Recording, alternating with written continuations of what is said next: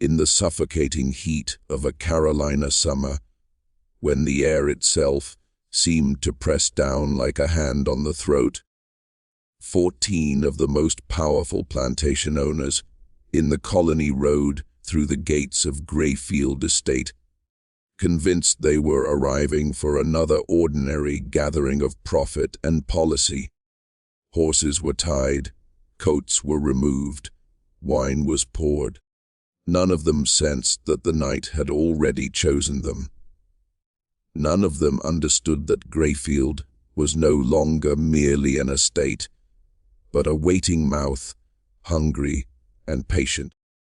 When the authorities finally forced their way inside 3 days later, what they found did not resemble a crime so much as a ritual.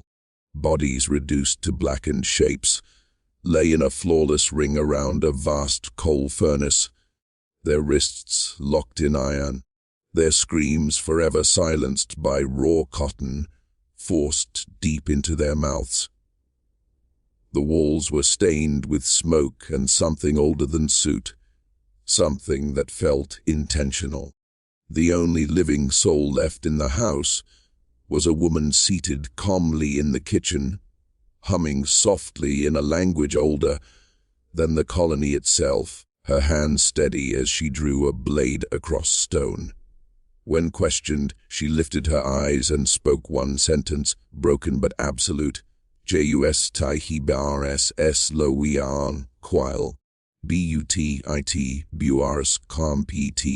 Her name, as the records would later whisper, and then attempt to erase, was Esperanza de Lima, by order of the governor. Everything connected to that night was sealed, buried beneath dust and silence in Charleston's archives, as if ink and paper could suffocate truth the way cotton had sealed 14 throats. Yet stories do not die easily. They rot, they ferment, and when enough time passes, they seep back into the world with a sharper edge. This is the truth that was hidden, the truth that reshaped how an entire colony looked at the people it dared to call property. To understand the fire, you must return to its first spark, years before the furnace ever roared. Charleston, at the turn of the century, was a city swollen with wealth and arrogance. Its cobbled streets, built on the relentless labor of enslaved Africans, dragged from distant shores. Rice fields spread like green scars across the lowlands, each stalk a testament to suffering converted into coin.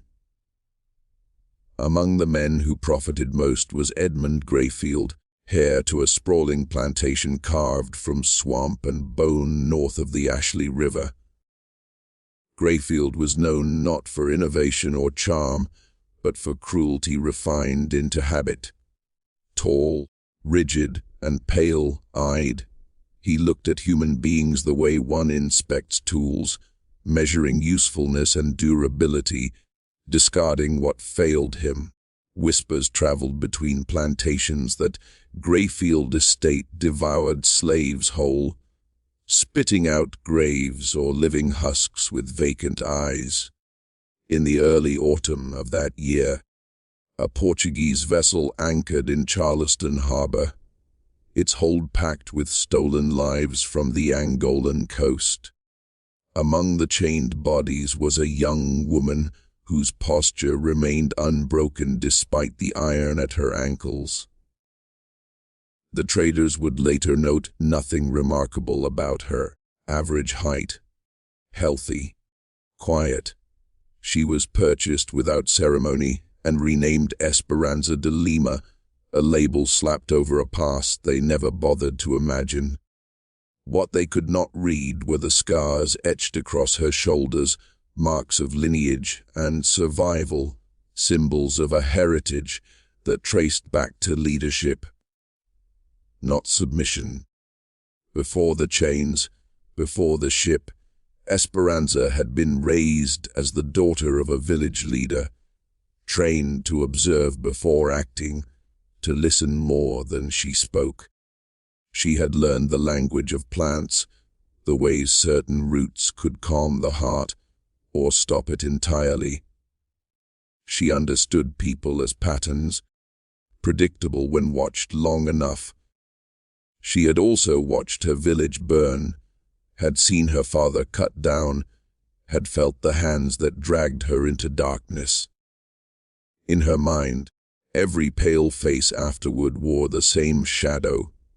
Greyfield paid a high price for her, intending to replace a house servant who had recently died after an accident involving spilled wine and a man who believed rage was a privilege.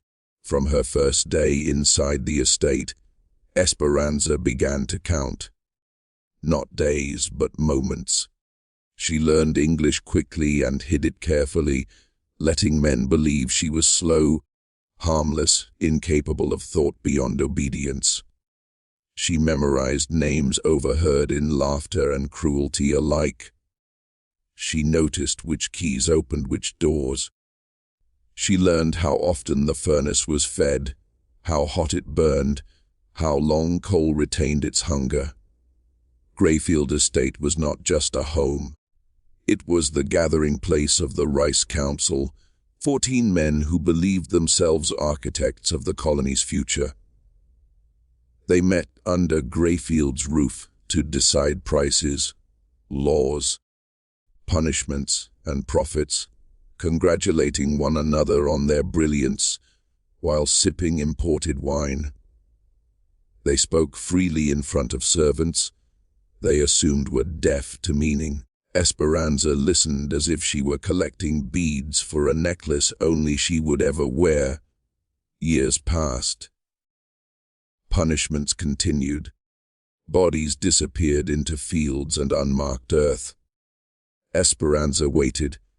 When the council convened in the summer of 1716, nothing seemed unusual. The furnace was already warm when they arrived. Wine was sweet. Laughter echoed. One by one, chains closed. Cotton was packed. The fire was fed with care, not haste. Esperanza did not rush. She understood that true vengeance was not chaos, but order imposed with absolute clarity. By dawn, Greyfield Estate had been transformed into a monument no one was meant to see. By the time authorities arrived, the message had already been delivered, etched in ash and silence. Esperanza did not flee. She did not beg. She sat where she had always been told to sit and sharpened the tools of a life she would no longer live. The colony would bury her story, but it could not erase the fear that followed. From that night on, whispers changed. Plantations locked doors that had never needed locks. Men who once spoke freely lowered their voices around those they enslaved. They had learned too late that what they called property had been watching, remembering, and waiting, and somewhere beneath the earth, sealed in ink and dust, the truth continued to burn. They were men whose names carried weight long before their boots touched the floors of Greyfield Estate. Surnames whispered with respect in drawing rooms and with terror in the quarters. Their wealth traced back to the first stolen acres, their power reinforced by blood and silence. Each of them had perfected a different way of bending human beings into tools. One was celebrated for breaking newly arrived captives until their eyes dulled and their language vanished. Another was admired for inventing punishments so precise they could cripple without killing. One kept meticulous ledgers charting forced births, as if lives were crops. Another used his knowledge of medicine not to heal, but to calculate how much pain a body could endure before collapse, then stopping just short of mercy. One turned his land into a living cage for those who dared to flee.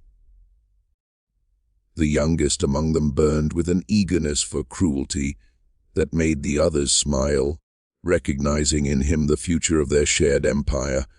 These were not men who acted in bursts of rage. They were calm, deliberate, estimate. They spoke of flesh the way farmers spoke of soil, something to be exhausted, replenished, and exploited again. Around Greyfield's table, they traded methods like recipes, debating how little food could be given without slowing productivity, how much fear was required to keep obedience intact, how suffering could be refined into efficiency. Laughter drifted through the room as stories were told of broken families, of spirits crushed so completely that resistance no longer needed chains. For 15 years, Esperanza moved among them like air. She poured wine, she cleared plates, she kept her eyes lowered and her face unreadable while absorbing every word. She listened as children were priced, as women were evaluated for strength and fertility, as futures were erased with a casual gesture of a hand. They never noticed how carefully she listened, never imagined that memory itself could be sharpened into a weapon. Yet even in that carefully managed hell, something unexpected survived within her. Against every rule of the world these men had built, she remained human, and in the spring before the fire, she discovered she was not alone. He was known on paper by a name meant to strip him of history, but among the enslaved he carried another, spoken softly, protected like a flame cup between hands. He was strong, yes, but it was his mind that unsettled the overseers who paid attention. He asked questions. He remembered instructions too well. Somewhere along the way, kindness from a long, dead overseer had opened the forbidden world of letters to him, and he guarded that knowledge like contraband.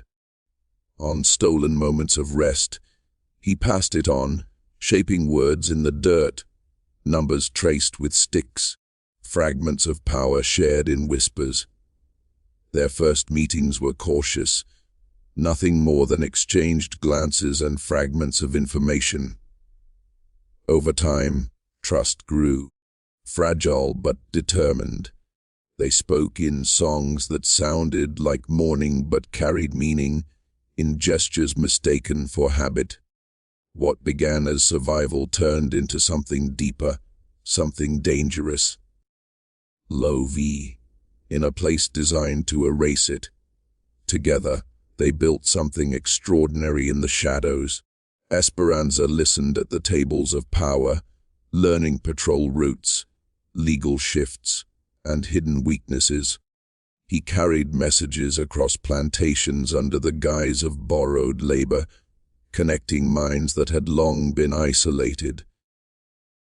Information flowed quietly, weaving an unseen network beneath the feet of those who believed themselves untouchable. They dreamed not of a single escape, but of a rupture, a moment when hundreds might run, resist, or rise together. Hope grew teeth. Then came the announcement. During one of the council's gatherings, spoken as casually as a comment on the weather, Greyfield revealed his next ambition. He spoke of breeding as improvement, of bodies as investments. Certain women, he said, had been selected. They would be moved, monitored, paired like livestock to produce stronger stock. He named Esperanza without hesitation, as if naming a chair or a horse. She did not flinch. She poured the wine steadily. But inside her, something ancient cracked open. All the years of endurance had been built on the belief that there was still a future she could choose. Freedom, revenge, a life reclaimed. In a single sentence, Greyfield stripped that away, reducing her existence to a function, not a person. A woman. That night, beneath a fallen cypress where insects screamed into the dark, she told him everything. The breeding compound would end their contact. Their network would suffocate. The dream they had carried would die unseen. He begged her to run. He had arranged a path south, a chance at safety, at a life beyond chains. Freedom was within reach if they abandoned the rest. She listened. Then she shook her head. Running would save them, she said softly, in the language of home. But it would leave the machine intact. It would allow the furnace to keep burning. In that moment, the plan changed. What followed was not haste, but certainty. Esperanza understood now that patience had reached its limit. The men who measured life in profit had taught her how systems worked, how power gathered, how arrogance blinded. If escape could not break them, something else would. She returned to her duties with a calm that felt almost holy. The council continued to gather. The furnace continued to glow. None of them noticed the way the air seemed to thicken when she passed, or how the house itself felt like it was holding its breath. Justice, she knew, did not rush. It waited, and when it came, it would not knock. They will not stop, she whispered into the dark, her voice steady but edged with something sharp and final. More ships will cross the ocean heavy with chains. More families will be torn apart like cloth ripped by careless hands. More children will be born already owned. She had watched it happen year after year, had stood silently while the same men reshaped the lives of thousands with a shrug and a laugh. She had heard amusement ripple across polished tables as they spoke of separation, had listened as agony was debated the way cooks argued over seasoning, had watched their eyes gleam as they planned growth that meant only deeper suffering for those who shared her skin. "I know them now," she said. "I know how they move. I know what they hide. I know when they believe themselves untouchable. We have one moment, Owen, to carve fear into their bones the way they carved it into ours." He understood her meaning before she finished speaking, and terror flooded him. Not fear of dying. Death had always been close, a shadow that never left. What haunted him was what came before it. He had seen what happened to those who dared to resist openly. Bodies broken slowly, deliberately, displayed as lessons. Punishments designed not just to destroy one soul, but to poison the hope of everyone forced to watch. His hands trembled as he imagined her caught, imagined the cruelty that would follow. Yet beneath that horror was a colder truth. She was right. Escape would save 2 lives and leave the monster breathing. What she proposed was madness, but it was also a strike aimed at the heart of the machine. They did not rush. They refined. Each night they whispered possibilities, stripped away flaws, rebuilt the idea stronger and quieter. It became something layered and precise, part careful listening, part calculated illusion, part violence shaped into message. She would open the door. He would prepare the ground beneath it. Materials were gathered slowly, explanations rehearsed, allies positioned just far enough away to survive what was coming. Everything depended on a simple observation she had made over years of service. Power had made these men lazy. Absolute authority had convinced them they were safe everywhere. The meeting set for late June would gather them all in one place, relaxed, confident, distracted by food and drink and self-importance. They would not see the trap because they could not imagine one existed. The morning arrived wrapped in suffocating heat, the kind that pressed sweat from the body before the sun fully rose. Esperanza woke as she always had, before the sky changed color, and moved through her routine with practiced calm. Yet inside her, every step echoed with memory. This was the end of waiting, the end of swallowing rage until it turned inward.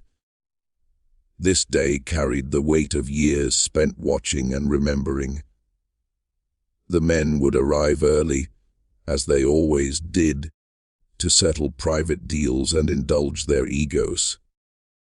The gathering would stretch deep into the afternoon, softened by rum and routine. She knew their habits intimately. She knew who would linger, who would excuse himself, who would drink too much and speak too freely. She knew when their attention would drift from caution to indulgence. And she knew the heart of the house better than any of them. The kitchen at Greyfield was not merely a place of food. It was a monument to excess, built to sustain an entire small world. At its center loomed the furnace, massive and unforgiving, fed by coal instead of wood, capable of holding a relentless heat that devoured whatever was given to it. Greyfield loved to boast about it, loved the way visitors stared in awe at its size and power. He never wondered why the woman who tended it understood it so completely. For months, Esperanza had studied its moods, how air fed flame, how heat could be sustained, coaxed, controlled. She learned how long coal burned, how quickly temperature rose, how iron fixtures responded when pushed beyond their comfort. She filled storage rooms with fuel under the guise of obedience, watched no one question her diligence. Then came the news that hardened everything into resolve. He was gone, sold with a signature and a smile, transferred like livestock to another plantation's ledger. The sale would be completed after the meeting. By the next morning, he would belong to another man, another hell. When she learned this, something inside her closed like a fist. There would be no later, no second chance. The path narrowed until only one direction remained. As the afternoon approached, the house began to fill with voices and movement. Boots crossed thresholds. Laughter echoed. The furnace was fed, glowing patiently, unaware of the role it was about to play. Esperanza moved among them as she always had, invisible, her face smooth, her posture perfect. No one noticed the way her eyes lingered on iron, on doors, on the men themselves. By the time the meeting reached its comfortable rhythm, the house felt heavy, as if the walls themselves sensed what was coming. Rum loosened tongues, confidence swelled. Power congratulated itself, and beneath it all, the furnace waited. When the moment arrived, it unfolded not as chaos, but as inevitability. Each movement followed the next with dreadful calm. Doors closed. Iron sang. Fire answered hunger. The men who believed themselves masters discovered what it meant to be helpless, to be silenced, to feel fear bloom too late to matter. The heat did not rage. It endured. Esperanza did not scream. She did not weep. She watched as the message was written in flame and ash, knowing it would outlive her name. When the last sound faded, the house exhaled, and something ancient settled into place. They would bury the truth. They would seal records and whisper lies, but the memory would survive, passed from mouth to mouth, from shadow to shadow. Because fear, once learned, does not forget. And somewhere in the ruins of Greyfield, justice finished what patience had begun. In only a handful of days, everything she had protected inside herself would be torn away. The man she loved would vanish into another hell. Her own body would be claimed as a tool for breeding, and the council would continue its quiet slaughter of lives with clean hands and satisfied smiles. Patience, the skill that had kept her alive for so long, finally cracked. That night, beneath the fallen cypress where insects screamed like restless spirits, she met him knowing there would be no tomorrow for them, as they had imagined it. They spoke softly, voices dissolving into the humid dark, compressing years of stolen glances and whispered plans into a few fragile hours. He pleaded with her one last time to abandon everything and run. The path south was still open. Freedom still breathed somewhere beyond the trees. They could disappear into Spanish lands, build a life shaped by choice instead of chains. But Esperanza did not waver. Her eyes reflected something deeper than fear, something forged by watching evil repeat itself unchecked. They believe they are gods, she told him. They believe pain has no echo, that nothing they do will ever return to them. Tomorrow, I will teach them otherwise. I will remind them that we are human, and that humans do not endure forever without answering back. He heard the finality in her voice and understood resistance was futile. He had known her for a short time, yet long enough to recognize the moment when her resolve became unbreakable steel. Instead of arguing, he stayed with her, helping shape the last edges of a plan that had grown too large to stop. With the next dawn, she began to move as if guided by instinct alone. Every motion was deliberate, every breath measured. She examined the kitchen and the rooms that fed into it, cataloging iron, rope, chains, tools meant for punishment and control.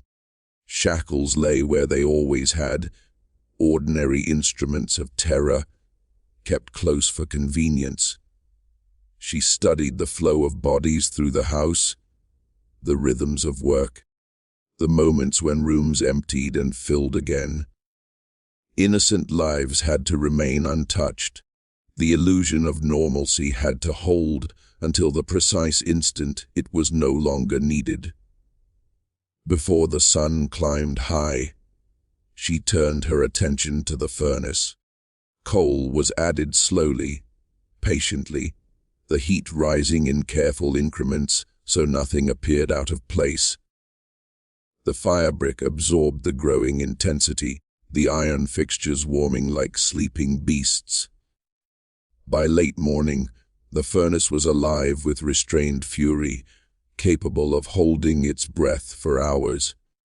No one questioned her. She had always worked this way, silent and exact. Plates were polished, chairs aligned, glasses arranged to catch the light and flatter the vanity of men who mistook luxury for greatness. Hidden behind the clatter of preparation, the house itself seemed to tense. By midday, the first carriage rolled down the oak-lined drive. She watched from the kitchen as the man dismounted, heavy with indulgence and certainty.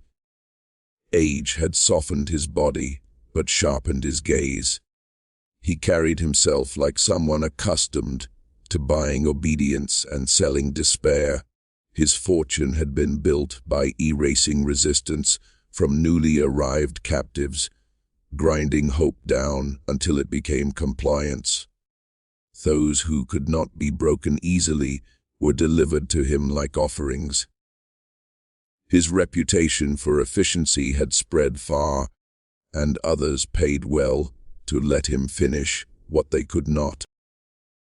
Greyfield greeted him with practiced warmth, the politeness reserved for equals, and drew him into a private room to speak of control and influence, of how suffering could be streamlined and profits expanded.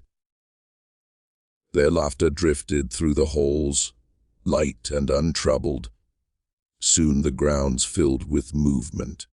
More men arrived in pairs and clusters, each announcing himself with confidence born of ownership. Weapons gleamed as accessories rather than necessities. Faces she knew intimately passed through doorways, men whose voices she could identify even without seeing them. One came guarded, still unsettled by recent unrest on his land. Another arrived alone, his authority proclaimed by the polished metal strap to his saddle. Each carried his own methods, his own refinements of cruelty, his own belief that the world bent naturally beneath him. Esperanza moved among them like a ghost bound to purpose. She poured, she bowed, she listened. Inside the kitchen, the furnace radiated a steady, patient heat, humming softly, waiting. The house no longer felt like a home or even a prison. It felt like a stage prepared for something ancient and irreversible. As the afternoon deepened, the council settled into its familiar rhythm.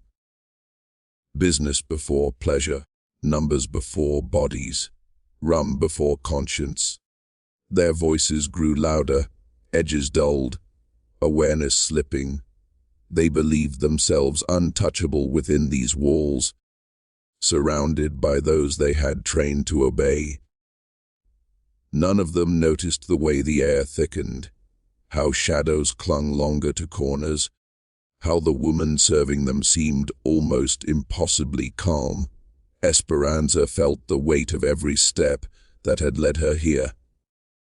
The years of watching, the nights of whispered planning, the moment she learned love could exist even in captivity, and the instant she understood that survival alone was no longer enough. The house inhaled. What followed would be written not in ink, but in fear, a message forged in heat and silence, meant to travel far beyond Greyfield's walls. As the last of them arrived, and the doors closed behind their confidence, Esperanza knew there would be no turning back. Justice was no longer waiting. It was already awake. By the time the last plates were cleared and the final figures debated, the men of the council leaned back in their chairs with the ease of those who had never known consequence. Formal matters dissolved into comfortable murmurs, the kind of lazy conversation that followed profit, secured, and consciences long abandoned. They believed the night belonged to them. They believed power, once claimed, could never be taken away. In that moment of indulgent calm, when arrogance softened into complacency, the balance shifted. This was when helplessness would be introduced to men who had never tasted it. The clock imported from distant Europe ticked with cold precision, its hands sliding forward without mercy. When it reached the precise moment that had been marked in Esperanza's mind for years, she moved. No hesitation, no visible change, only a quiet certainty that spread through her like fire beneath ash. They sat surrounded by excess, draped in fine cloth and candlelight, congratulating themselves on a civilization they believed they were building from wilderness. They spoke of crops and borders, of distant threats along the frontier, of politics and prestige. They called themselves pioneers, visionaries shaping a prosperous future. What they refused to see was the truth beneath their boots. Their world stood on broken backs. Their wealth flowed from unpaid blood. Their influence existed for one purpose alone, to ensure that suffering remained profitable. Earlier in the day, the gathering had begun with ritual precision. At the appointed hour, Greyfield had called them to order, his voice smooth with authority, as they took their customary places around the vast table hauled across the ocean to impress men who required constant reinforcement of their own importance. Candlelight shimmered against polished wood and silver, creating an illusion of refinement so convincing they almost believed it themselves. Esperanza had served them as she always did, silent and efficient, a presence so familiar it barely registered. She moved between chairs as they discussed the commerce of human lives with detached professionalism. This was not new. She had heard these same themes repeated endlessly, only the details changing. Yet tonight, every word burned sharper, every laugh echoed longer. They began with markets and harvests, congratulating themselves on record yields. One spoke proudly of new methods that paired hunger with fear, offering scraps of reward to those who exceeded expectations while ensuring punishment remained constant. Hope, he explained with a grin, must always be rationed.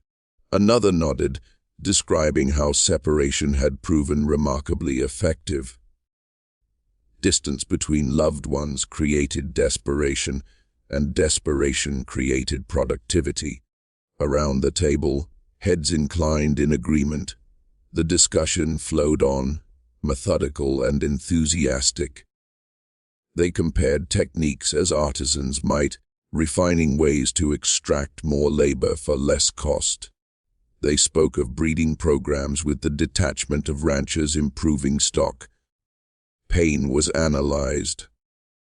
Efficiency was praised. Humanity was never mentioned. Esperanza refilled glasses, her hands steady, her expression empty. Inside, her mind was cataloging details one last time. Where each man sat, how often they shifted. Who drank too much? Who grew sluggish as the night deepened? She memorized their confidence, knowing it would soon betray them. As structure gave way to indulgence, the masks slipped further. Stories emerged that revealed the full depth of what lived inside them. One man described a device imported from warmer islands, a cage designed to hold a body upright beneath the sun until heat and thirst did what whips could not. Another boasted of experiments meant to produce stronger offspring through forced pairings, speaking of flesh as if it were clay to be shaped. Then, the youngest among them, flushed with ambition and drink, leaned forward with a smile too eager to be innocent. He announced a new opportunity, a way to turn what he called excess stock into profit beyond the colony. Foreign buyers, harsher lands, higher prices. Why let older bodies consume resources when they could be sold into even darker conditions? The table erupted in excitement. Calculations flew. Routes were debated. Permits were imagined into existence through connections and bribes. They spoke of exporting lives, as one might discuss shipping grain. Esperanza listened as futures were erased with laughter. Something inside her finally broke. For years, she had survived by believing there were edges to their cruelty, that even monsters grew tired, that some line might eventually be reached. That belief had kept her sane. Now it disintegrated. There was no boundary they would not cross if profit waited on the other side. Their imagination for suffering was limitless, restrained only by opportunity. The house seemed to sense the change. The candles flickered, though no wind stirred. The furnace, hidden from sight, breathed steadily, its heat contained but eager. Esperanza felt the weight of every step that had led here pressing against her spine. She was no longer a servant in that moment. She was an answer. When she acted, it was without drama. Doors closed where they should not have. Iron met flesh. Confusion rippled, then fear. Voices rose, then fell into muffled panic. The men who had spent their lives orchestrating helplessness discovered what it meant to be trapped inside it. Power evaporated in the face of inevitability. Wealth offered no shield. Influence found no ears willing to listen. The furnace was fed, not with haste, but with intention. Heat climbed, relentless and absolute. The air thickened until breath itself became labor. The silence that followed was not peaceful. It was final.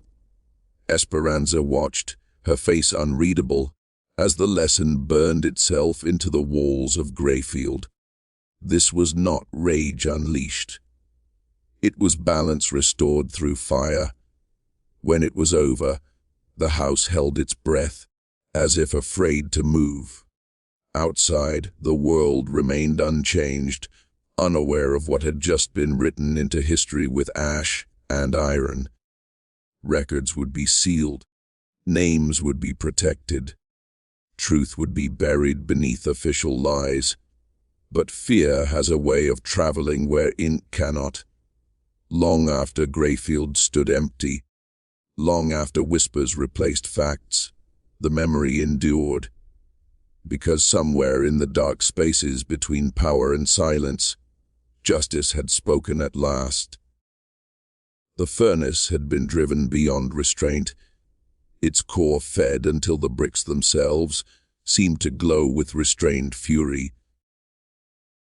Heat spilled into the kitchen like a living thing, pressing against skin, stealing breath, making even standing unbearable. Esperanza had measured this carefully. She understood what prolonged heat did to the body, how thirst sharpened panic, how immobility turned time into a weapon. She knew this suffering would not be swift. It would be educational. It would force contemplation before the end. And yet, hidden within her design was another layer, one that would carry judgment more quickly when the moment arrived. The dining room remained heavy with warmth and excess. Bodies crowded together beneath flickering candlelight. The air was thick with smoke from imported tobacco and the sweet rot of expensive spirits. Jackets had been loosened, postures relaxed, voices softened by drink and arrogance. These men believed themselves untouchable here, cocooned by wealth and custom. They spoke freely now, savoring their own cleverness as they debated a proposal that reduced human lives to ledgers and bloodlines. They discussed breeding registries, as scholars might argue theory, dissecting intelligence, strength, and obedience with clinical fascination. To them, flesh was soil. Pain was fertilizer. No one noticed when Esperanza slipped from the room. Her absence was expected, unremarkable. Servants came and went. That invisibility was her greatest weapon. In silence, she moved through the house, securing doors with calm precision, leaving only the kitchen as a passage. Iron slid into place without a sound. The furnace received another careful offering of coal, the temperature rising just enough to cross from dangerous into lethal. It hummed like something satisfied. Days earlier, she had prepared everything. Shackles had been placed where her hands could find them without searching. Chains waited in shadows, patient as snakes, and the brandy, poured generously all evening, carried a quiet secret. A blend taught to her long ago, a knowledge passed like a scar through generations, harmless in small doses, overwhelming when given time, absorbed without suspicion. As the council continued their cold discussion of engineered lives, the first tremor rippled through the room. George Baxter laughed too loudly, then too weakly. His smile faltered. The room seemed to tilt beneath him. He blamed the heat, the drink, anything but the truth creeping into his veins. Moments later, his head sagged forward, consciousness slipping away like a dropped glass. Others followed. One man complained of sudden nausea, another rubbed his eyes in confusion, blinking as if the world had gone out of focus. Hands trembled. Words slurred. Greyfield felt it last. His confidence delayed recognition, but not its arrival. He tried to speak, to command, to understand. The sentence broke apart in his mouth. His legs betrayed him, and he collapsed onto a carpet worth more than a family's lifetime labor.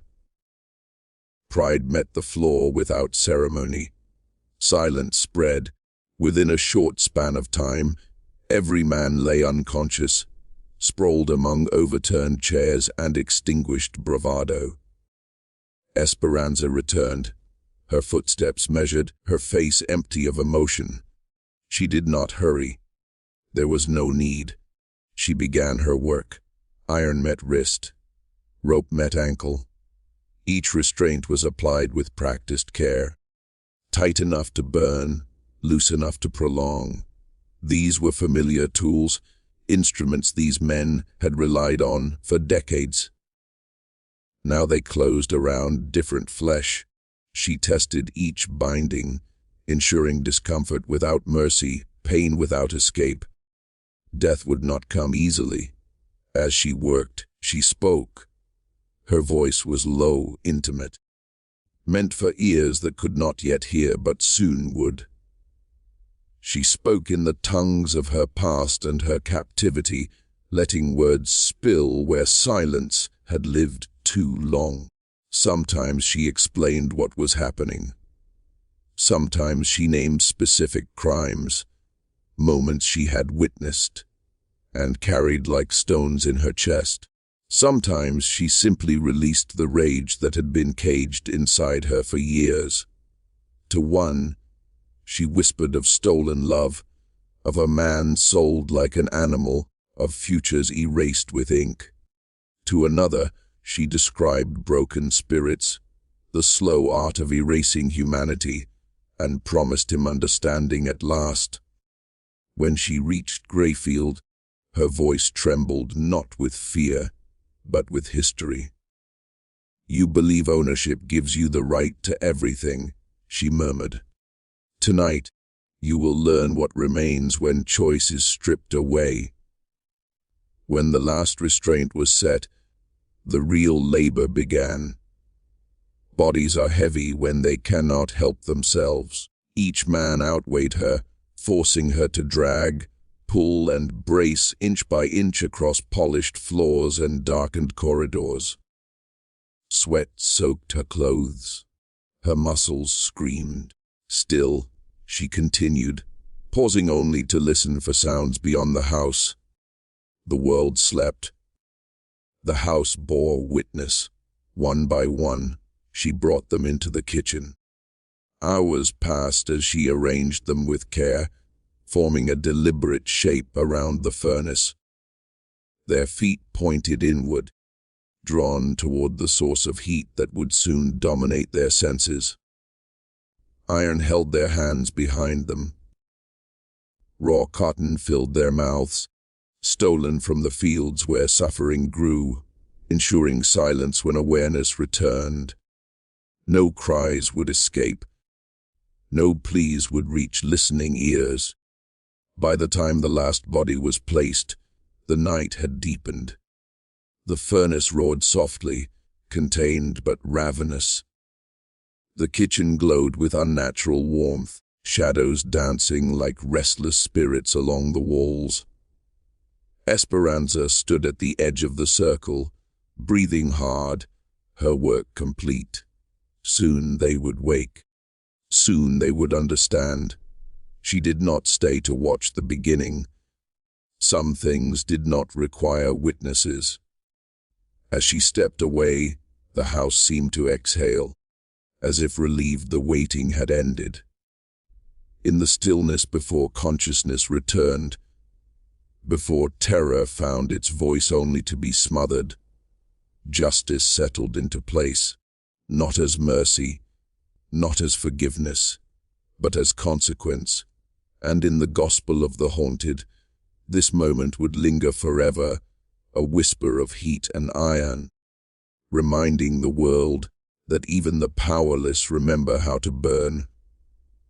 Dawn crept into the kitchen like an intruder that did not belong, a thin gray breath slipping through glass panes clouded by heat and soot.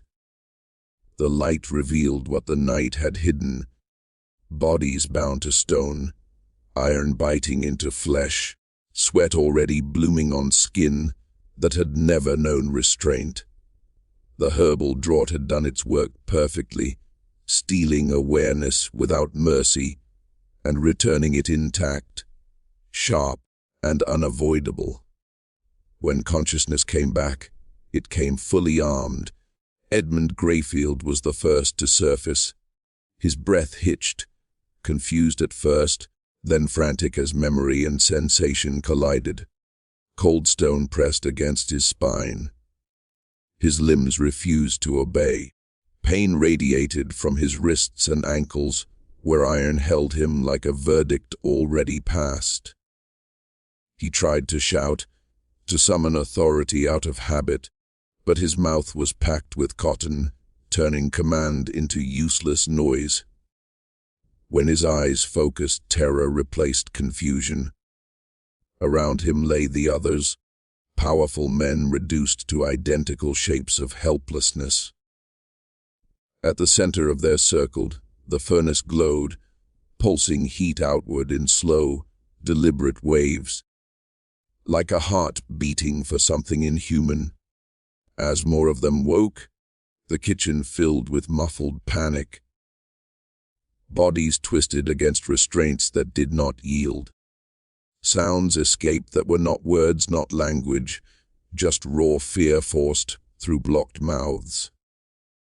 For the first time in their lives, they knew what it meant to be trapped inside a body that no longer belonged to them. The realization landed hard. Power stripped away, left nothing beneath it. Esperanza sat in the corner, perfectly still. A knife slid across stone in her hands, slow and rhythmic, a sound that cut deeper than steel ever could.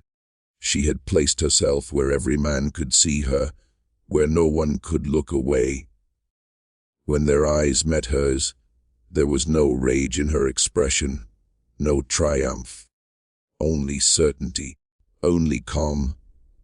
Her voice broke the chaos, clear and composed, spoken in a language they understood far better than they wished they did. "Good morning, gentlemen." The words settled into the room like ash. "I trust your rest was sufficient. We have much to consider, and I need your full attention." She rose and began to walk the circle. Each step echoed softly, a measured cadence that matched the beating of the furnace behind her. She looked down at them, the way they had once looked at others, with detached assessment, as if weighing livestock. For years beyond counting, she told them, she had stood in rooms like this, silent, invisible, listening. She had absorbed their voices, their laughter, their plans. She had heard her people discussed as commodities, as tools, as flesh arranged for profit. She had memorized their cruelty the way one memorizes prayer. She stopped beside one man whose body shook violently against his bonds. "You made it your craft to hollow souls," she said quietly. "You took those who still remembered themselves and taught them to forget. You perfected despair. Tonight, you will feel what you taught so well." She moved on, her shadow stretching across the floor. To another, she spoke of torn families, of bonds severed with intention, of children taken because isolation made obedience easier. She named acts that had never been meant to be remembered, moments these men had discarded without thought. With every word, their struggles grew more desperate. Their eyes pleaded where mouths could not. She came at last to Greyfield. Her gaze lingered. "You are different," she said, "and that is why you are worse. You had choices. You were educated.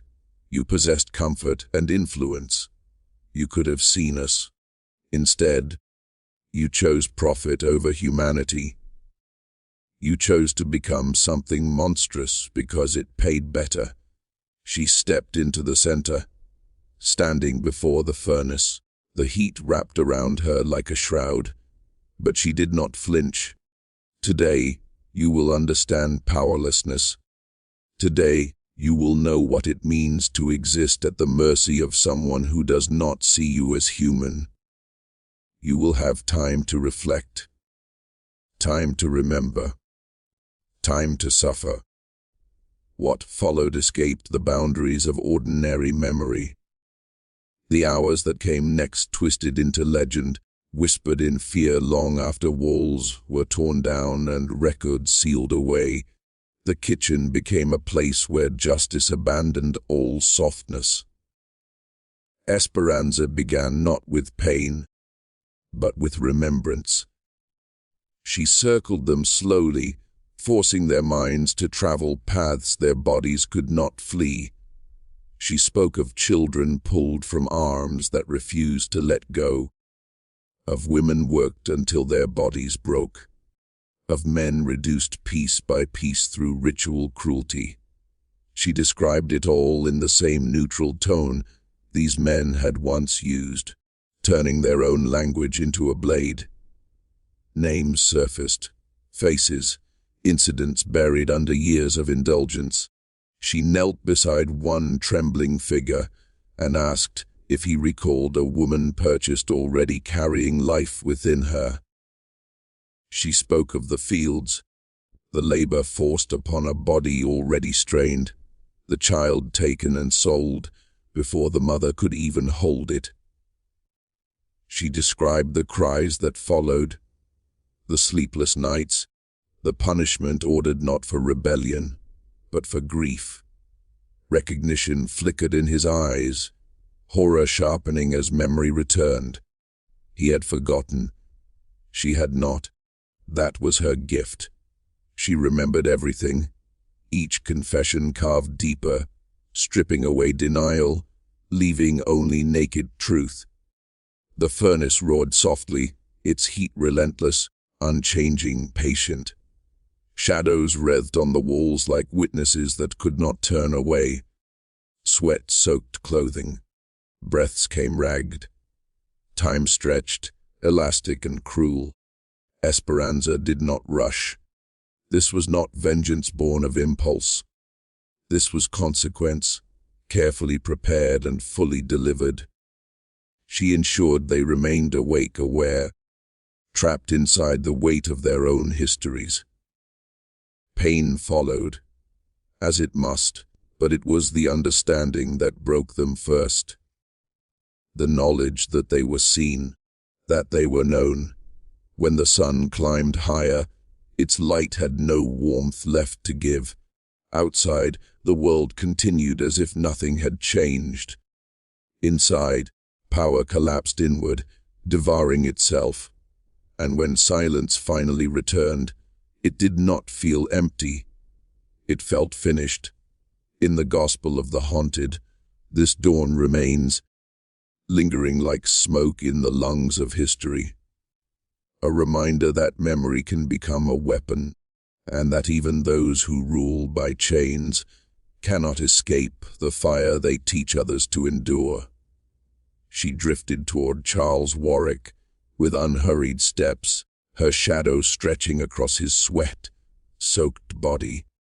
"You always loved the spectacle," she murmured, her voice low and steady.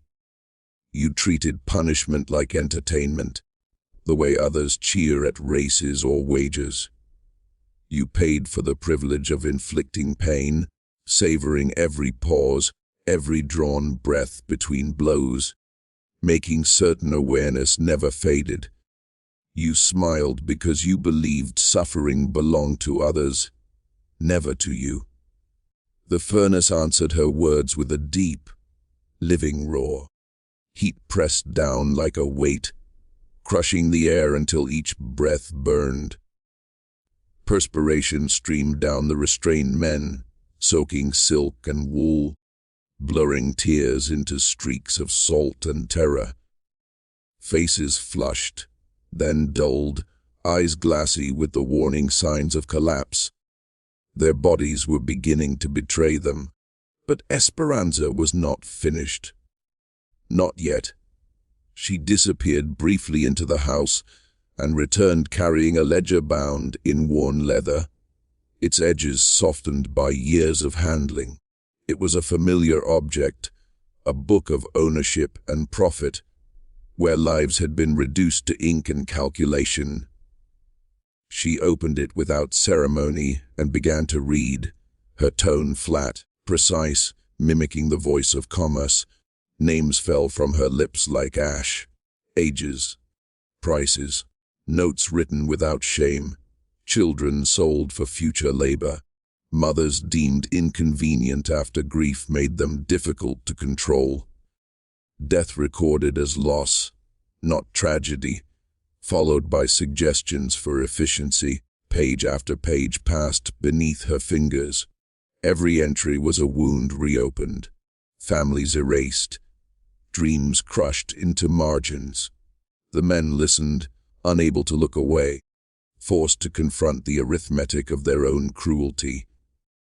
The room vibrated with the weight of memory, heavier than the heat itself.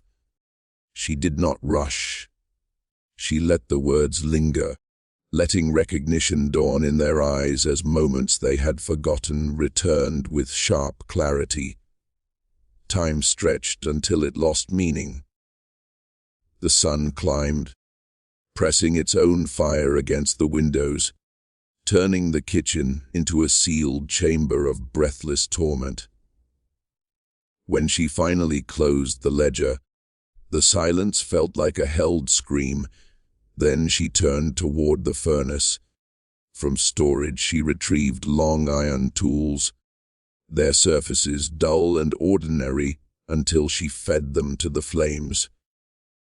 They vanished into the heart of the fire, drinking heat until they emerged glowing, alive with captured light. The air shimmered around them. "Gentlemen," she said softly, "you taught yourselves how to inflict pain without granting release. You studied the body, learned how to keep it conscious, how to prolong awareness. Consider this a demonstration of what your lessons created." She approached Greyfield first, lifting the heated iron close enough that the heat alone drew a strangled sound from his throat. "This is for every mark you burned into flesh to claim ownership," she whispered. "For every human you reduced to property." She did not linger. What followed defied language. The screams that tore through the estate were raw animal, stripped of dignity and command. They carried far beyond stone walls, reaching ears in distant fields, sounds unlike anything ever heard before. The cries of men discovering helplessness for the first time. Esperanza moved with deliberate precision. She knew where to place the iron, where agony would bloom without ending consciousness. She had learned by watching them, by absorbing their methods, by understanding exactly how much the human body could endure while still feeling everything. Between each act, she spoke.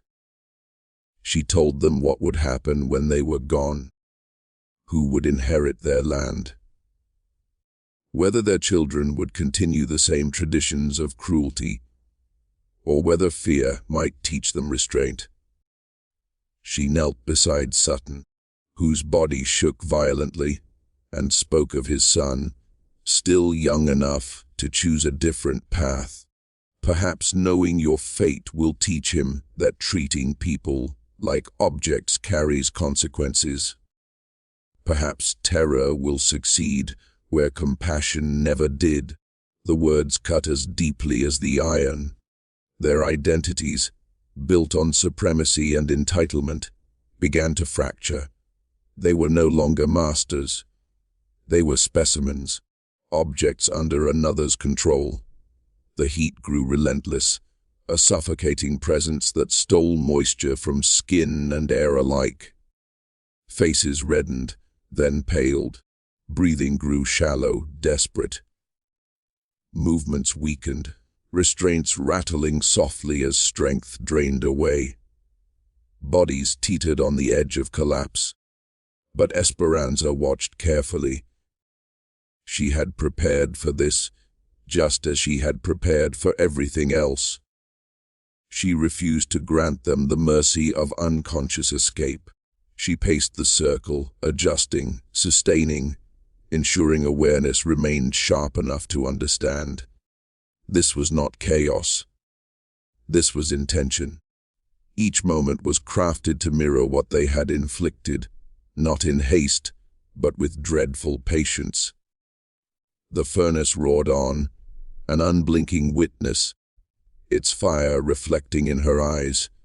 Outside, the world continued its routines, unaware of the reckoning unfolding behind closed doors. Inside, time dissolved into sensation, pain, heat, memory, fear. The men who had once dictated the suffering of others now existed solely within it, stripped of titles, reduced to breath and nerve and terror. Esperanza stood at the center of it all, steady as stone, her presence anchoring the storm. This was not rage unleashed. This was consequence delivered. Every whisper, every scream, every flicker of fading strength etched itself into the walls, into history itself. And when the heat pressed hardest, when their bodies hovered between endurance and surrender, she remained vigilant. She would not allow oblivion to steal the lesson. In the gospel of the haunted, this moment would endure as a testament carved in fire and memory, a reminder that those who build empires on suffering eventually feel the weight of every scream they taught the world to ignore. She refused to let their minds drift into darkness. Drawing on lessons whispered to her in childhood, she pressed damp cloths to their burning skin and coaxed small mouthfuls of water past cracked lips, just enough to anchor them to awareness. "Stay awake," she told them softly, her words cutting sharper than any blade. "Awareness is your burden now. Death is kindness, and kindness is not yours to claim." Their eyes fluttered open again and again. Dragged back from the edge, forced to witness every second, as the air itself became an instrument of torment. The furnace thundered on, its breath relentless. Esperanza tended it with the same care she once gave to meals meant for men who never learned her name. Iron rods moved from flame to flesh in a slow, merciless rhythm. She chose hands that once signed contracts of sale, feet that paced verandas in idle comfort, faces that had never known fear. Each mark was deliberate, meant to linger long after the pain faded, a permanent signature burned into skin. But beneath the agony, something deeper was unfolding, a reversal so complete it fractured reality itself. For the first time, these men inhabited the world they had designed for others. The certainty that another will decide whether you eat, whether you rest, whether you live. The understanding that comfort is conditional, survival negotiable. They were no longer owners. They were possessions. And that realization hollowed them in ways no flame ever could.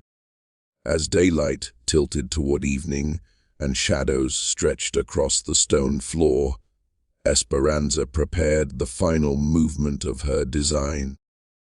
The furnace had been raging without mercy for what felt like an eternity, turning the kitchen into a chamber no body was meant to endure. One by one, she dragged them closer, their strength reduced to trembling weight. She positioned them with care, arranging flesh and fire so that heat would seep inward, slow and unyielding, granting time for thought, for memory, for regret that came far too late. She paused beside Sutton and spoke his name with quiet precision. "This is the way you ended, Thomas," she said, her voice steady as iron. "The boy who ran because he still believed in tomorrow.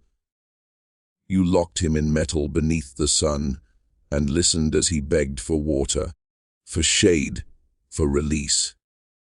You denied him everything so others would learn obedience through terror. Now you will learn what he learned." His eyes widened as recognition cut through the haze, and the furnace answered with a low, hungry growl. She placed each of them in turn, forming a circle that mirrored the meetings where they once plotted suffering over wine and laughter. This was no chaos. This was ceremony. She wanted clarity in their final hours, an understanding that this end was not random. It was earned. Every scream silenced, every family broken, every choice made in profit over humanity had led them here. When the sun slipped below the horizon on that final evening, the kitchen held a truth too vast to escape its walls. Power had changed hands completely. The cries that once filled the room had faded, replaced by ragged breaths and the soft, terrible sounds of bodies failing. Flesh burned, air shimmered. The smell of destruction wrapped itself around everything. These men, once untouchable, were being consumed beside the hearth, where their meals had been prepared by hands they never saw as human. Esperanza remained seated apart from them, sharpening knives with methodical calm. The blade sang softly against the stone, a steady counterpoint to the furnace's roar. She hummed a lullaby carried across oceans and years, a song from a home erased by violence long before Greyfield ever stood. She did not look at them anymore. She listened instead, counting breaths, ensuring no one slipped away too easily. One by one, those breaths faltered. Midnight crept closer, and with it the end. Greyfield endured the longest, his body fortified by years of excess denied to those he owned. When his voice finally surfaced, it was small, almost childlike. He offered wealth, promises, freedom, anything. Esperanza met his gaze with the same detached interest he once used when assessing bodies for purchase. "I want truth," she replied. "I want you to understand. You were never chosen, never superior. You were only a man who decided cruelty was convenient. This is the cost of that decision. His eyes searched for mercy and found none. The heat closed in, and with it silence. Morning arrived without ceremony. Pale light spilled into the kitchen, revealing what remained.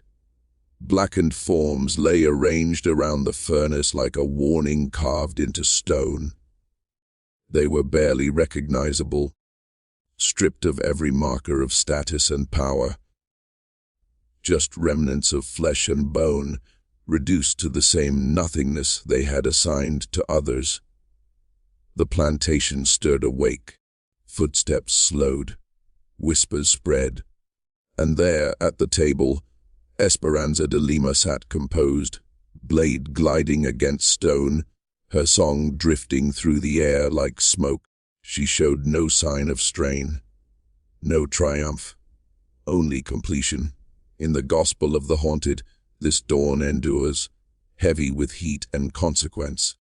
A reminder that memory does not fade, that silence can ignite, and that even those who rule by chains will one day face the fire they taught others to fear.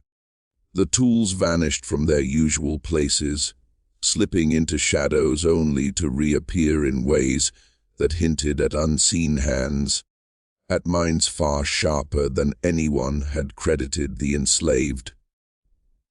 Whispers spread among the colonial authorities that the servants of the plantations seemed to know too much. Habits, family arrangements, financial dealings, secrets meant only for the privileged few. It was as if the very air had conspired to carry knowledge to ears that were meant to remain ignorant. Each discovery, each inexplicable coincidence, drove home the terrifying possibility. The impossible had been achieved, and by one woman. When the overseers arrived at Greyfield, they found a scene that unsettled every assumption they had ever held about power and order. 14 of the colony's most influential men who had believed themselves untouchable, lay lifeless, victims of a single slave woman's plan. She had overpowered them, bound them, controlled them, and executed a form of punishment so precise, so measured, it surpassed anything the overseers had witnessed or imagined. The implications rippled outward immediately. If one woman could orchestrate such devastation, what could a collective of minds unshackled by fear achieve? The question was unspoken, yet it haunted every planters' council and dinner table. Word of the Greyfield massacre spread with alarming speed. Riders were dispatched across the colony, carrying news that stoked panic among the families and associates of the dead men. Panic, however, was only part of the problem. The colonial authorities faced a dilemma. They needed to demonstrate absolute control, to remind all slaves that defiance was punishable with unthinkable severity. Yet they also needed to suppress the story of Esperanza de Lima's cunning and meticulous strategy. If her methods became known, if the knowledge of her intelligence and patience spread, the fragile order of plantations and profits might crumble. Governor Robert Johnson convened an emergency council. For 3 days, arguments crackled through the chambers like gunfire, each faction weighing terror against truth, fear against precedent. At last, the decision was made. The Greyfield massacre would be buried. The official records were sealed, locked in Charleston archives with instructions that they remain untouched for half a century. The families of the slain were given a simpler, safer narrative of fire, tragic and unexplainable, had consumed the estate kitchen. Esperanza's role remained unmentioned, erased from the official history, even as it burned in memory. But Esperanza herself could not be allowed to live openly. Executing her publicly would have risked the very knowledge the government sought to conceal. Letting her live freely risked the possibility of inspiration spreading like wildfire among the enslaved. The solution was a slow, deliberate cruelty cloaked in practicality. She was sold to a Spanish trader, condemned to the mines of South America, a known death sentence veiled as exile. The silver mines of the Spanish colonies were infamous for the briefness of life, disease, exhaustion, accident. Survive long enough, and she might speak, she might teach, she might ignite. The colonial authorities would not allow it. On the evening tide of July 15th, 1716, Esperanza de Lima boarded the Santa Isabella, a vessel bound for Cartagena. 43 other souls accompanied her into the unknown, but she carried with her the whispered promise of vengeance and knowledge. The captain had orders, whispered in shadows, to ensure her demise, to make it appear natural, unremarkable. By the ship's third day, official logs claimed she succumbed to fever and was consigned to the deep, swallowed by the ocean with the detachment of routine maritime practice. Rumors, of course, refused to die. Some of the surviving Greyfield slaves spoke of contingency plans, allies waiting in Spanish territories, of secret arrangements with free black sailors in Charleston harbor. Others claim she had spent her last weeks teaching the domestic workers herbs and remedies, anatomy and strategy, the vulnerabilities of their masters, and the weak points of the plantation system itself. Justice burns slower than coal, she had said, but it burns complete. The fire I started will spread to kitchens you think safe, to plantations you think secure, to masters who believe themselves untouchable. Whether any of these stories were true is impossible to verify, yet they persisted, carried on the lips of those who had known her guidance and whispers. The surviving slaves were scattered, dispersed across the region, their connections severed to prevent the spread of knowledge or strategy. And yet, the psychological damage was already etched into the colony's consciousness. Over the following months, a quiet unrest rippled through South Carolina's enslaved communities. There were no additional mass slaughters, like the calculated death of the Rice Council, but the undercurrent of resistance manifested in small, precise acts. Kitchens burned under suspicious circumstances. Livestock fell to poison hidden in feed. Overseers experienced accidents at the moments they were most exposed, moments that seemed guided by invisible hands. Fear had changed direction. The hunted became aware that the hunter could be brought low, that intelligence and patience might overturn centuries of imposed domination. And in the corners, behind the whispers and rumors, Esperanza's presence remained, an untraceable shadow of defiance and strategy. In the Gospel of the Haunted, this chapter endures. It is remembered not as mercy, nor as vengeance alone, but as the slow, inexorable correction of imbalance. The fire she ignited did not burn outward in smoke and flame only. It penetrated the minds and hearts of those who had wielded chains. A reminder that knowledge is a weapon, patience is power, and that even those who believe themselves untouchable can feel, at last, the consequences of every cruelty they inflicted.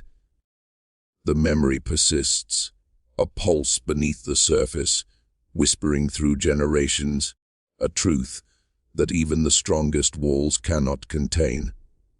The air across the plantations seemed charged with a new, unseen intelligence, a network that no overseer or council could trace, yet whose effects rippled through every field, every kitchen, every hidden corner where orders were whispered and lives were controlled.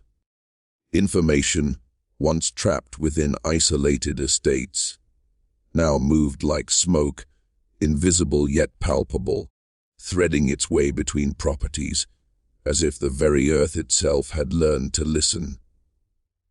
For the white colonial elite, the psychological impact was immediate and profound. Men who had once strode across their lands with assured authority now traveled in fear, flanked by armed guards, avoiding predictable routines, guessing every step, every glance. The monthly Rice Council meetings, once the backbone of plantation coordination, dissolved into indefinite postponement.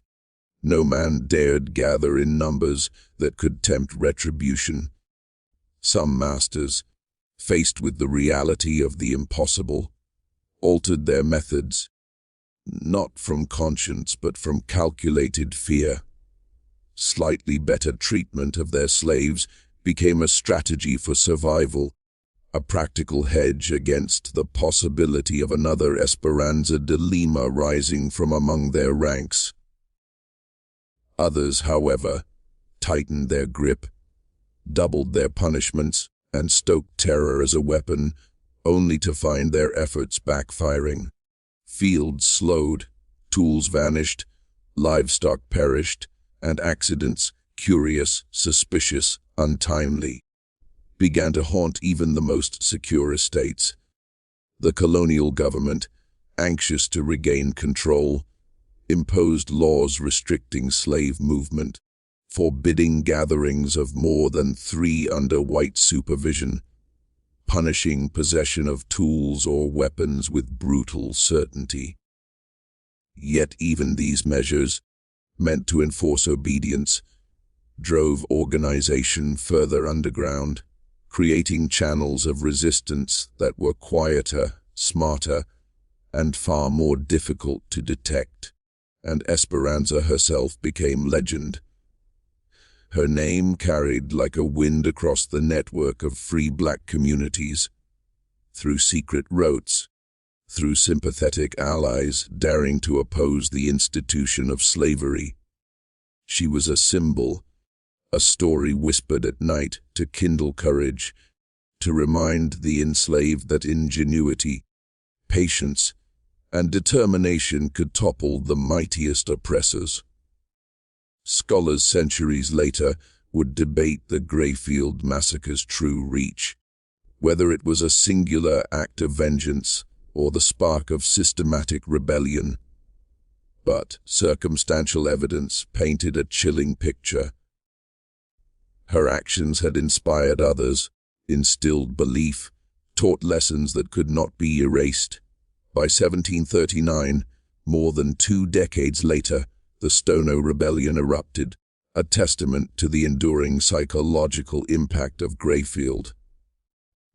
Though connections to Esperanza could never be definitively proven, the leaders of the uprising had roots in the very plantations touched by the Rice Council, a lineage of fear, knowledge, and quiet resistance.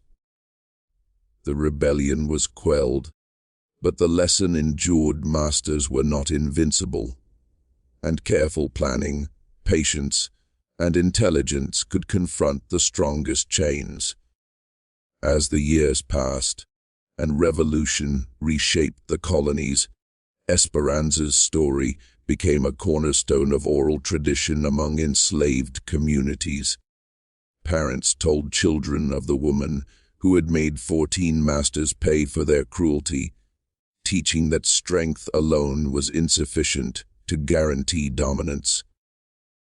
Strategy, observation, and endurance could overturn power, could convert hopelessness into agency.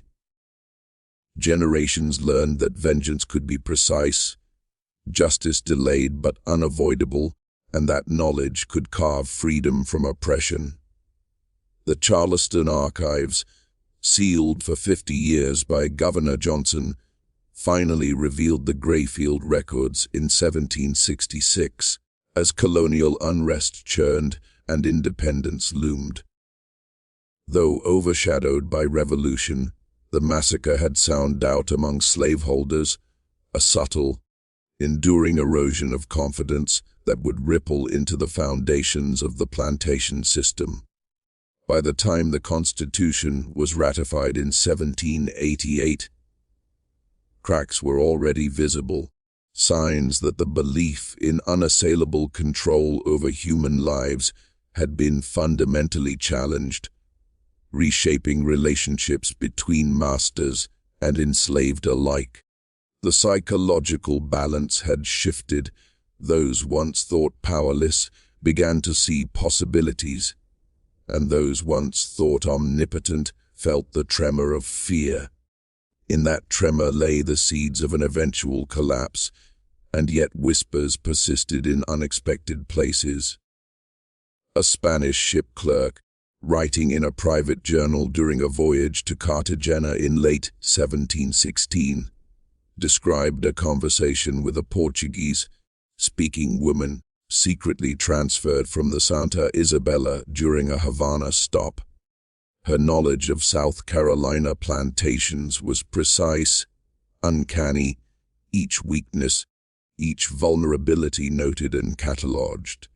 She spoke of orchestrating a first lesson and hinted that many more would follow.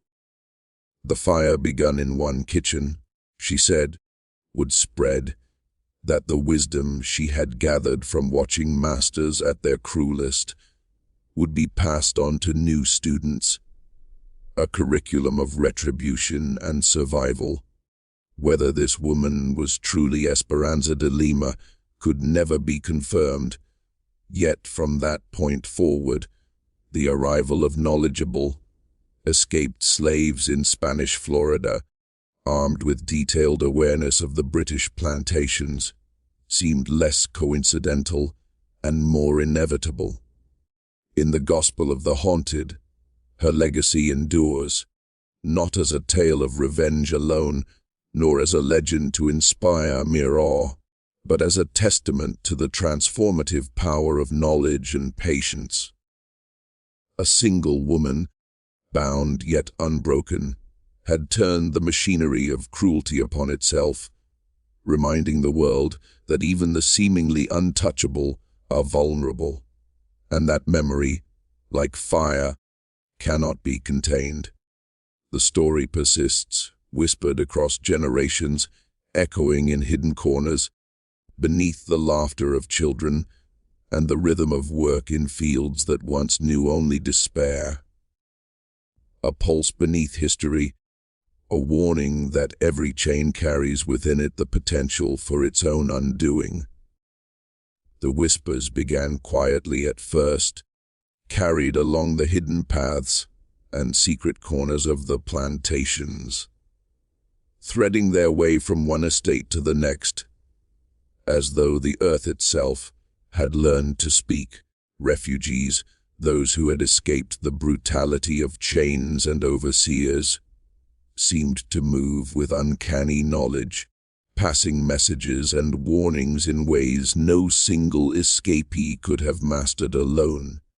Colonial authorities, already unsettled by the Greyfield massacre, grew increasingly alarmed as reports drifted in from Spanish territories, describing communities of former slaves offering shelter, guidance, and aid to those still trapped under the lash. Letters intercepted by nervous officials revealed painstakingly detailed instructions: how to find sympathetic contacts, avoid patrols, exploit the weaknesses of careless masters, and manipulate the arrogance that had long blinded the powerful. By 1720, only 4 years after Esperanza de Lima's carefully orchestrated reckoning, The colonial government could no longer deny the truth. What had once been isolated acts of defiance had evolved into something approaching organized resistance, a quiet intelligence war waged in the shadows. Plantation owners, who had once walked their fields with casual arrogance, now moved like hunted men. Arms were constantly at the ready, routines were changed daily, and no estate dared assemble its men in the confident gatherings that had once signaled strength. The Rice Council, a symbol of coordination and control, dissolved into permanent suspension.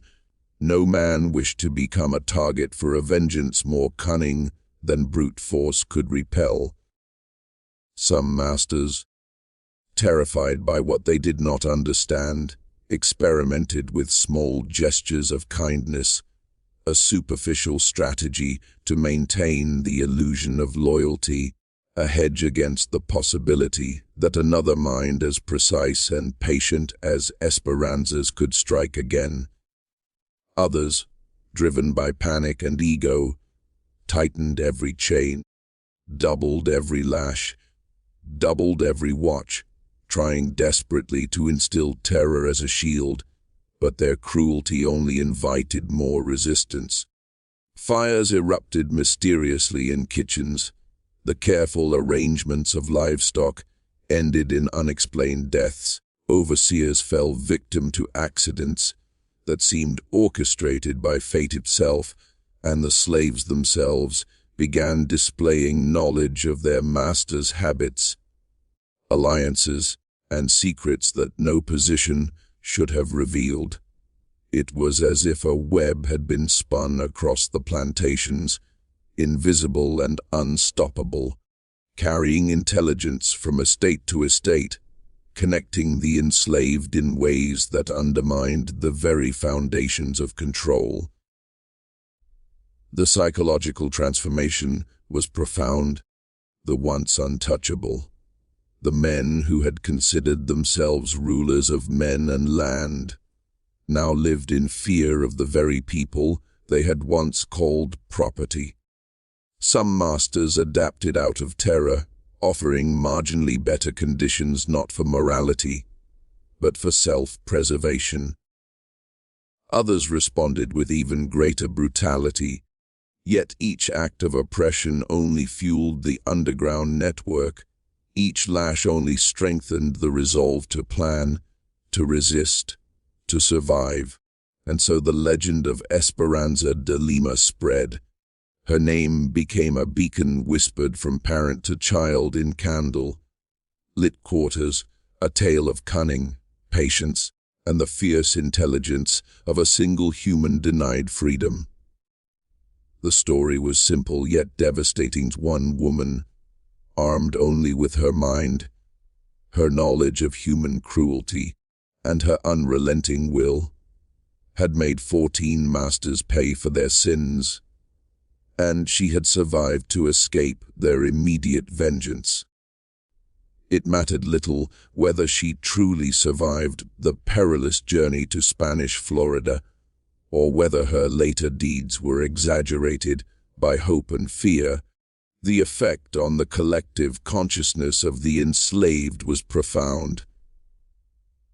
Masters could no longer assume total dominance. Slaves had learned to measure the power of patience, strategy, and cunning, and the balance of psychological control had shifted forever. The seeds planted by that single night of reckoning grew into a quiet, persistent defiance. Underground networks formed, information flowed, and resistance, both small and coordinated, became a fact of life in the colonies. The Greyfield kitchen, emptied of life and soaked in the memory of flames and iron, stood abandoned for decades. No worker would enter willingly.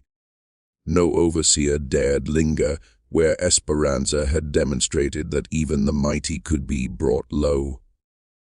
The building fell to ruin, the land slowly returning to wilderness, But the lesson remained alive.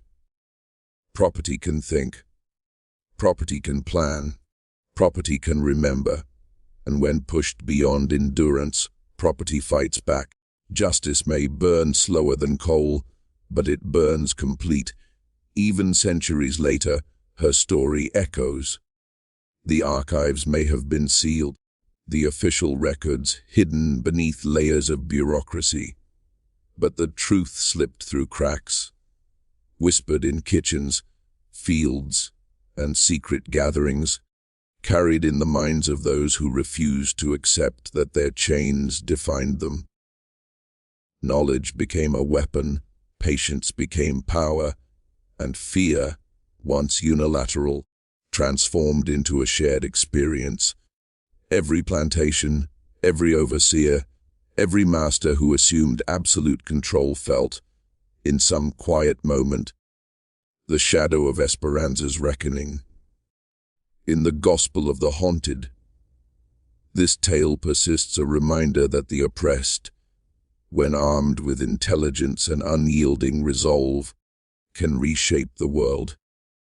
That memory endures, a pulse beneath history, a warning that every chain carries the seed of its undoing, and every act of cruelty may one day ignite the fire of justice.